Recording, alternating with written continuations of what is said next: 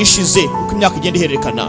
Ubwami bw'abawu bwari bubayeho neza kandi n'abaturage babwo bakomeye bishoboye. Bisa nkaho byagaragaraga yuko ari umwanzi uruharwa Aba-Ani bari bafite, ari umwanzi ushoboye.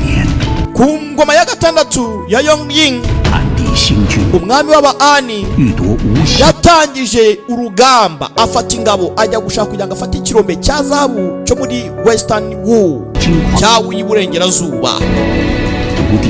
Umwami w'Abawu ntabwo yicaye ngo arebere, yafashe ingabo bajya guhura ahitwaga muri Tianmengwani barwane mbere kugira ngo ikirombe cyawo cya zahabu gitwarwe. Dore umwami w'Abawu yitwaga Yang Yingyuan. Bimeze bite? Gace gace. Aha niho rero urugamba nyana mu rwatangiriye n'amakimbirane muri politike hagati y'ibihugu byombi. Hawe ntabwo yaranyayo. Bivuze ngo kuza rero mu ntambara amakuru ufite n'ubundi nta makuru afatika hari, nta n'itegeko riri kugenderwaho. Buri wese abahakora mwihangane episode ya mbere. Igihugu ntabwo cyabaho nta mwami, nta muyobozi. Biravugwa yuko umwami ashobora kuba yapfire ku rugamba, gusa twebwe tubishe bavuga yuko umwami ngo yafashwe ari muzima n'Aba-Ani.